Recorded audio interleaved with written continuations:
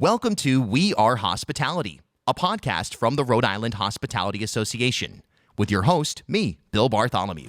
All right, so We Are Hospitality rolls on, and today we welcome Heather Singleton here to the program. Thanks for hopping on here. Yeah, thanks for having me. I think this is going to be a good discussion for us. So we're basically talking workforce and workforce development today. And, the bottom line is that businesses have had a hard time recruiting employees even before the pandemic. So now what can we expect as we start to come out of it as far as, look, frankly, there's going to be a lot of people who say, you know what, frontline workers are not being prioritized for vaccines in Rhode Island. Restrictions are loosening. Maybe some would say even in a manner that is aggressive, not necessarily the safest route. So how are these changes going to impact what you can expect to see in terms of workforce development going forward? Yeah, I know our particular organization has been working very hard on trying to, get our particular employees on the list to get vaccinated sooner rather than later for obvious reasons. But I think, there's a lot of folks out there that are anxious to get back to work. We're hearing from a lot of folks that are saying, yes, I'm ready. I want to come back. And then there's also some that are still very scared. And so I think one of the things that our employers need to be doing is just, making sure that they've got the standard operating procedures in place so that they can ensure safety for their employees. I mean, they're already doing a lot of it to ensure safety for their guests and trying to build up consumer confidence. But they also need to be working on the same thing from an employee standpoint and a workforce standpoint, because I think everybody's anxious right now. And so as hours start to increase, as the restrictions start to get lifted, hopefully we're going to see more and more people coming back into the industry and picking up more and more hours. So the big thing I think that employers can do right now is keep open lines of communication with their employees, explain to them what they've been doing all along. I mean, in our industry, guest safety and sanitation and cleaning and from a food service standpoint has always been something that we do.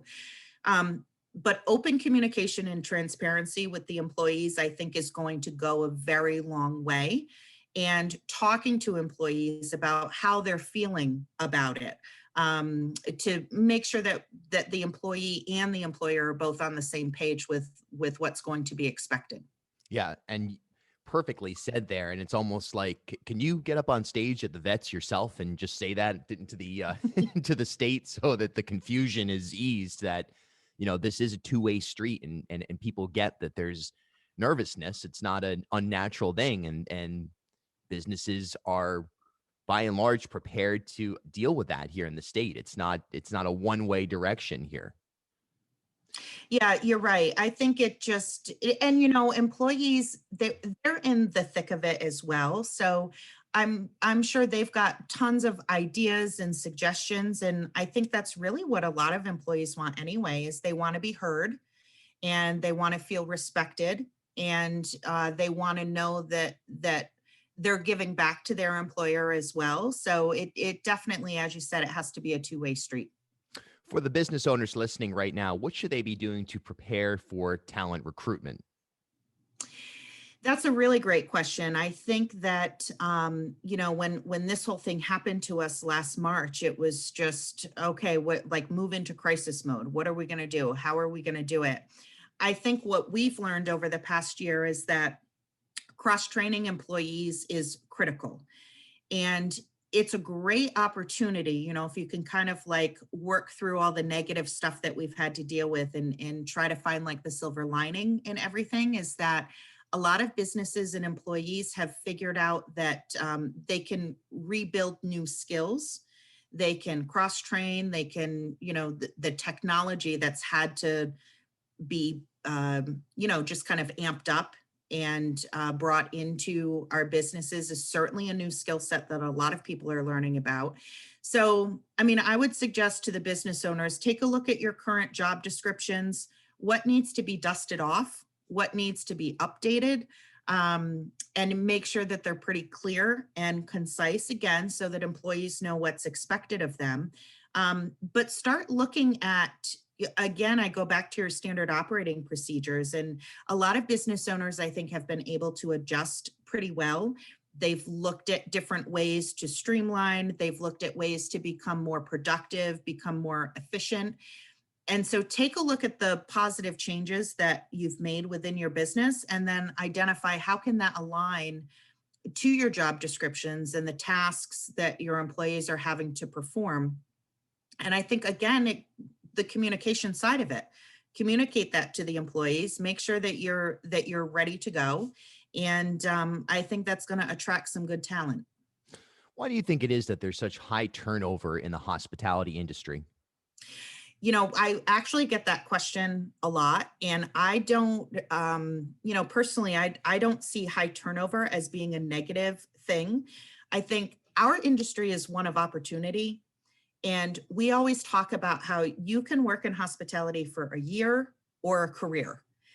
And there's so many different ways that you can move throughout and build your own kind of unique pathway. A lot of jobs or a lot of careers have one of those traditional, career ladders where it's you start at the bottom and you go up to the top, and there's only one way to do that. Not in hospitality. I mean, we're considered a super sector. So we represent food service, lodging, and tourism. And within those, there's so many different opportunities. So you can switch between each sector and still use the skill set that you have and build new skill set to kind of create your own pathway.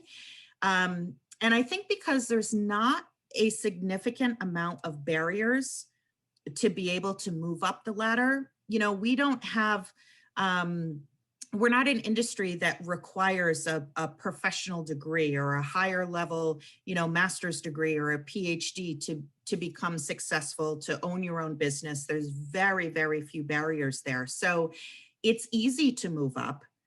And yet when you look at data, and statistics, you might see, okay, well, there's a turnover there in employment, but it could really be just that someone is moving up in their career faster than they might in another industry. So I don't necessarily see that as a bad thing.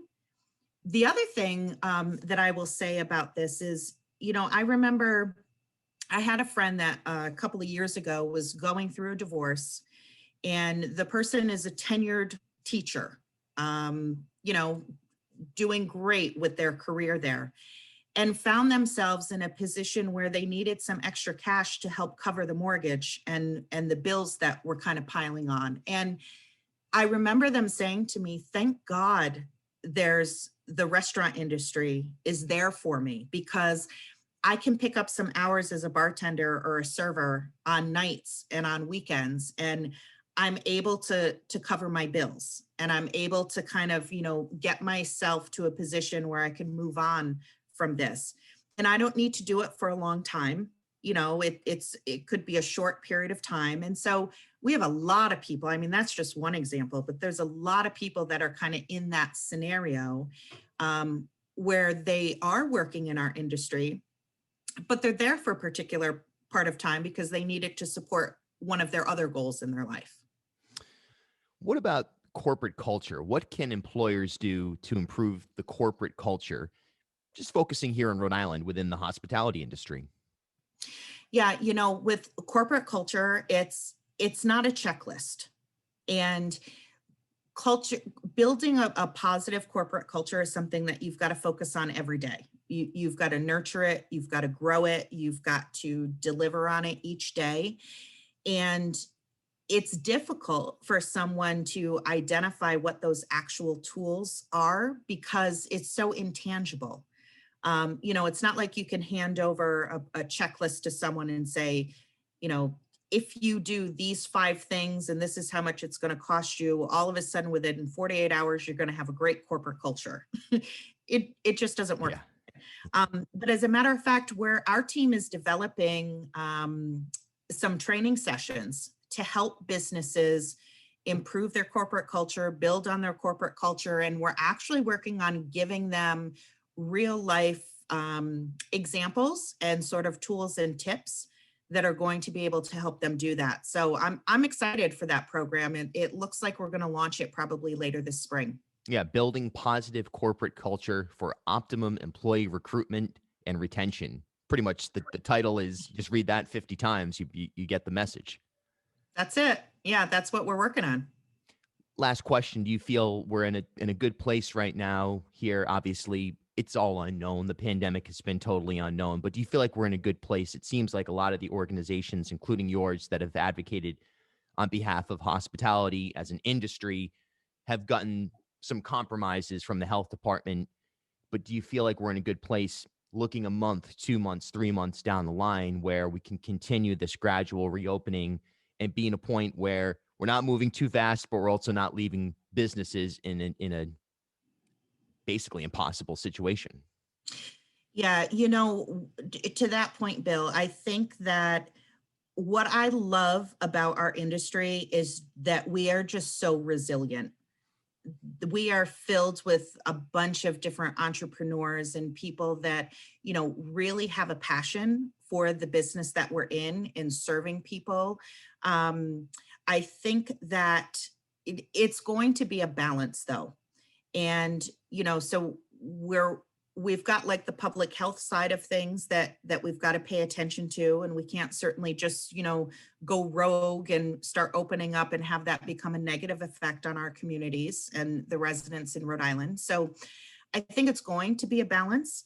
I think that my heart is breaking for the lodging community and meetings and conventions and live events and catering companies. It's certainly going to be a lot longer until we start seeing that piece of our economy pick up. And what I've also been thinking of is it's that tourism side of what we do with meetings and conventions. That average, your average neighbor doesn't necessarily know, nor should they, the total economics that go into something like that. I mean, a lot of people are focused on their local neighborhood restaurants, because we go out to eat and the like. But there's this whole other larger piece of our economy where we are so dependent upon hosting larger meetings and events that are coming in, and the trickle down effect of all of that.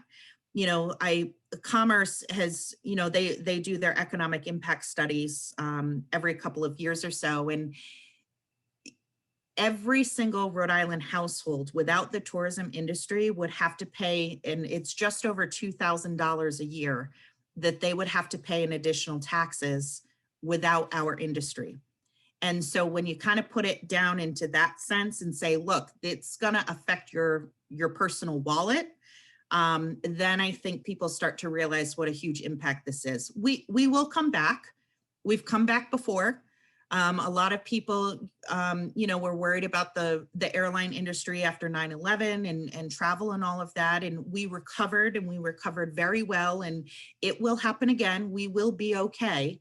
It's just going to be a little bit longer until we get there. Yeah, that trickle down effect is huge. I mean, everything from parking spots to you name it, any shop. I mean, whatever it may be, if it's in downtown Providence, it's going to benefit from an event at PPAC or a convention at the convention center. Or if it's in Newport, I mean, it's an endless conversation. The folk and jazz festivals and how many tens of millions come in from that. It's a lot more multifaceted than a couple of tables at one restaurant. Yeah, you're absolutely right. And so we continue to advocate, as I said, but because we're a super sector, so it's not just the restaurant sector or those businesses that we're working on. So we continue to advocate. We will push forward, and we will eventually be okay. We just have to kind of hang in there a little bit longer.